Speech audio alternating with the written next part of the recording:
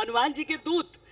हाँ देखिए कितनी बड़ी संख्या में अचानक आ गए हैं सब। अगर हम कैमरे से उन शिलाओं की भी एक तस्वीर ले सकें तो मुझे लगता है दर्शक भी समझ जाएंगे कि हम क्या दिखा रहे हैं यहाँ पर। लेकिन यहाँ तो ये मान्यता है कि हनुमान जी चिरंजीवी है, यहीं पर है, रक्षा कर रहे हैं हनुमानगढ़ी से। बिल्कुल बिल्कुल। और हमारे यहाँ तो प्रतीक माने गए, सम्मान है। और अयोध्या में इनकी विशेष प्रतिष्ठा है, इनका इतना अधिकार है कि बड़े प्रेम से यदि ये आपके प्रसाद पे अधिकार से ये लेते हैं, और सब इनको मांगना नहीं पड़ता, सब बड़े प्रेम से देते हैं, उनका हक अधिकार है। और यही मानते हैं कि एक तरह से प्रतीकात्मक रूप से हमने ईश्वर को ही सम्मान दे करके उनको प्रसाद चढ़ाया, भोग लगाया। और काशी में तो राम कथा में बकायदा बैठते हैं सुनने के लिए। नहीं ये भी देखिए, अभी मतलब संगीत सुन करके एकदम पूरी बाउंड्री में आकर के खड़े हो गए। अयोध्या नगरी को जिस तरीके से सजाया गया है, मुझे लगता है कि एक तो होता है जो प्रशासन जो अपनी तरफ से कर रहा है, और दूसरा लोग हैं वो ऐसे उत्सव मना रहे हैं जैसे लग रहा है कि अपने ही घर में कोई समारोह है। देखिए होना भी चाहिए।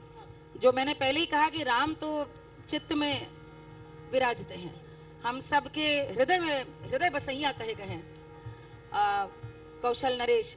तो मुझे लगता है ये तो कोरोना का ये समय ऐसा है कि सब मन मार के घर में बैठे हैं और अपने अपने घर से वो संकल्प ले रहे हैं, साक्षी बन रहे हैं इस क्षण के। लेकिन आपको पता है श्वेता, हमारे यहाँ तो हमारे पूर्वजों ने उस समय भी जब हम पराधीन थे,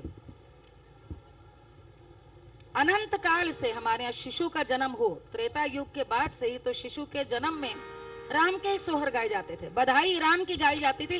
राम जैसा विनीत, राम जैसा क्षमाशील, राम जैसा विनीत आज्ञाकारी, और राम जैसे मर्यादा पुरुषोत्तम है। तो राम जैसा पुत्र हमारे घर में जन्मे, वो मिसाल हो गए, वो लोक पुरुष है, वो हमारे एक प्रतीक मानस पुरुष है कि हर व्यक्ति हमारे यहाँ राम कथा या राम को पढ़ करके ये सीखता है कैसा पुत्र, कैसा भाई, कैसा सखा, कैसा मित्र, कैसा पति। उस युग में श्वेता एक पत्नी व्रत लेने वाले वो प्रथम थे, उनके पिता की 3 रानियां थी और इसीलिए मर्यादा पुरुषोत्तम कहलाए। उसके बाद कैसे उद्धारक और कैसे व्यवस्थापक 14 वर्ष वनवास में वो सबको सुशिक्षित करते हैं, आत्मनिर्भर बनाते हैं, पूरे वन्य समाज में भ्रमण करके उनको सक्षम बनाते हैं और फिर उसके बाद युद्ध भी करते हैं। तो कैसा शत्रु, तो एक योद्धा कैसा, वो भी दिखाते हैं। रणनीति देखिए कि पूरा समुद्र में जाकर के बांध उन्होंने बना दिया, शिव को साध लिया, देवी को साध लिया। तो इसलिए मुझे लगता है जो आपने सवाल पूछा कि लोगों के मन में इस समय क्या चल रहा है, मुझे लगता है हमारे यहाँ तो बहुत पहले से हम अपने घर के शिशु के आगमन में मान लेते हैं राम आ गए।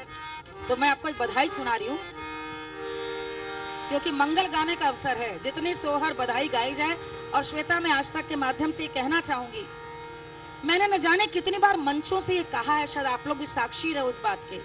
मैंने मंच से कितनी बार कहा है कि मेरे कार्यक्रम का प्रारंभ देवी की स्तुति के बाद राम के सोहर से होता है। हमारे साथी कलाकार इस बात को स्वीकारेंगे सदैव से कि राम का सोहर सबसे प्रतीक पुरुष के रूप में। और आज इस ऐतिहासिक घड़ी में जब वो साकार हो रहा है, सार्थक हो रहा है सोहर गाना, तो मैं बता नहीं सकती कि मैं कितने आनंद में डूबी हूं।